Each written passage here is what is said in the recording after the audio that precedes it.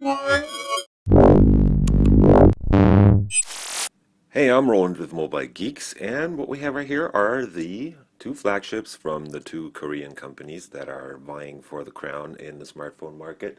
So, for one, we have the Galaxy S5 from Samsung, as we all know it, and the new and pretty impressive LG G3 that has just been announced in London today. It's getting kind of early, as you can see. It's like 2 in the morning, but I still want to push making those videos for you guys. And yeah, I'm just gonna try and run through some of the major differences between the two devices and give you an impression of how they compare. So the first and most obvious thing for sure is the size. So if you look at these two guys from right straight from the front, you'll see the main difference in screen size, so that 0.5 inches is definitely adding a lot of space on the screen on the G3, but that doesn't mean it's way bigger than the S5 actually, because if you put these two devices on top of each other, you will see that the G3 is only, well, that's about 3 millimeters longer and, well, just about 1 or 2 millimeters wider. It's a bit thicker. It's 8.9 millimeters, while the S5 is actually 8.1 millimeters. But LG has once again proven that they're really able to build really compact devices, cramming this huge screen into a very compact form factor and keeping those bezels very thin. So if you look really close, you'll see that the bezel on the screen on the G3 is definitely a bit smaller than on the S5 right here.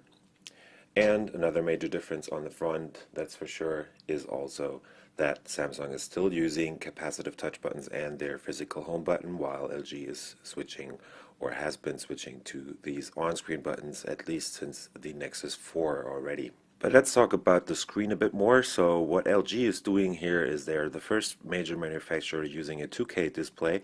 So this guy actually has a TFT screen that is running at a full 2560 by 1440 pixels. And that is definitely a lot more pixels crammed into this screen than on the Full HD panel on the Galaxy S5. It is a super crisp and super stylish screen. It's also very bright. It's not as bright as on the S5, but it's definitely a decent screen, and you won't be able to discern any pixels on that LG screen right here. It's also a TFT compared to the Super AMOLED on the Galaxy S5, so they both have their advantages and disadvantages, but they're still both very awesome screens. And I would actually prefer the 2K screen on the G3 because that is definitely an awesome screen. I mean, like, there's no way that I can see any pixels or whatever, and it's got good colors. They're using a toned down color scheme that is not as well colorful, let's call it that, as on the S5, for example. But that's definitely one of the best screens I've seen so far. Talking about the cameras, we have a 16 megapixel camera on the Galaxy S5, while the G3 is using a 13 megapixel camera, so they're keeping the same resolution as on the G2, but they have improved the sensor, and it is supposed to be uh, able to take better pictures. I think they said something about having improved the light leakage problems and stuff from the G2, and also a major difference, which is an advantage of the G3, is that this guy has an optical image stabilizer, while the S5 comes without that, and they have to use software to stabilize photos while you're taking them. So that's definitely a disadvantage. We have to see how that compares in more in-depth testing later on.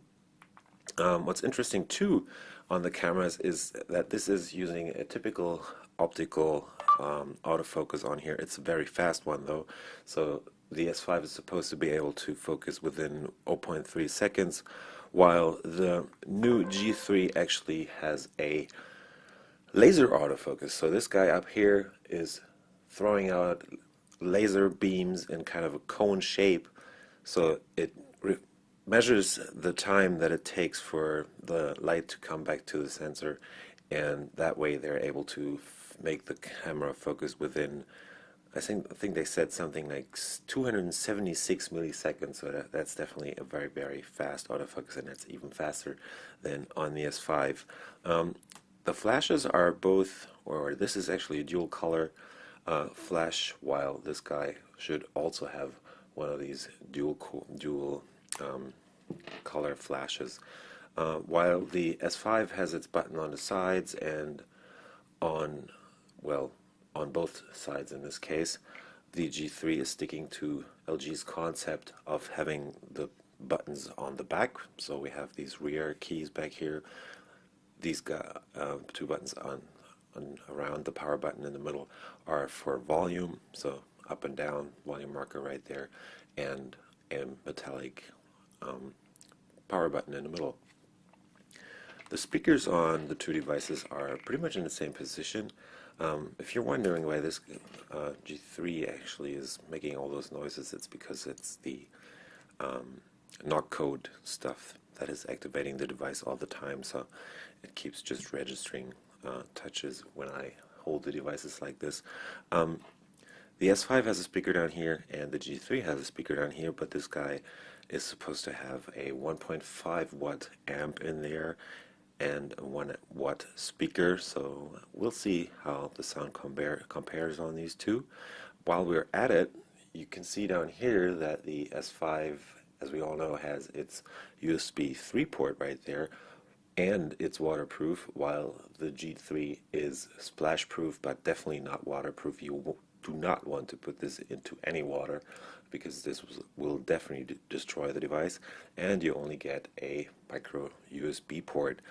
LG actually said they don't want to screw up the design by using one of those huge wide USB 3 micro ports. As soon as the new standard port is more popularized, they will switch to that. That's what the designers said at the launch event in London. Also, you have the headset jack on the bottom on the G3, while you have it on top on the S5 right here. Talking about the back of the two devices, you'll see that Samsung uses its faux leather, well, kind of a, yeah, people have been making jokes about this back cover, right? So it's a pretty sturdy back cover that will probably withstand scratches pretty well and fend off fingerprints pretty good. But LG has switched to a new method of coating its back cover right here, so they're not employing a metal cover on the G3, but they're now using a plastic bag that could still be taken off. But they're coating it with a metal mixture or metal film, that's what they said, to get this kind of metallic look and feel. It's not as cold as metal, but there's small rifts right here. I have a white version right here, so it's pretty hard to see on the camera that this actually has a structure on the back as if it was brushed aluminum. And it really feels like that too, because you have these small grooves in the back of the device right here. Spec-wise, they're pretty much the same devices, or close to each other at least. The LG G3 will actually come out in a 2 gig and 16 gig flash version, and also a 3 gig and 32 gig version. This is actually the Korea model that has 3 gigs of RAM and 32 gigs of flash storage, while the S5 is still sticking with 2 gigs of RAM and 16 gigs of flash storage, at least in the base model. And you don't have any model that has more RAM than those 2 gigs. They're both running Android 4.4.2 KitKat, employing different interfaces. LG has modded their icons and redesigned them, and added a couple of features, but it's not as heavily modded and skinned as on the Galaxy S5, where pretty much everything has been modified. And yeah, Samsung is well known for its fiddling around with the Android interface, while LG is actually keeping it pretty close to stock Android, but using different icons. But most of the stuff off the interface is pretty much the same. They're employing their own widgets and stuff, but they haven't modified the lower parts of the device as heavily as Samsung does on its S5. The Galaxy S5 weighs in at 146 grams, I think, maybe 143, I can't really remember. Uh, and LG actually manages to pull off a very impressive trick right here because they have zero point 0.5 inches more screen size while keeping the weight very far down because this guy only weighs 149 grams, so it's a very light phone that is still very well, big. And big is another thing I want to talk about. This smartphone has a 3000 milliampere hour battery, while the S5 only has a 2800 milliampere hour battery. So you get a bigger battery on the G3 too. In the end, they will probably show pretty much the same performance and also battery runtime because although the G3 has a bigger battery and they're employing some smart power management technology on the screen, the super high resolution on the G3 probably will in the end result in a bit higher power draw.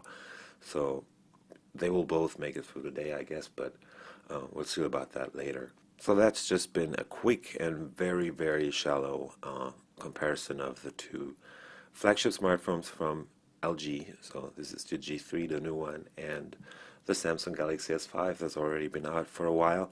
We don't know anything about the pricing on the G3 though.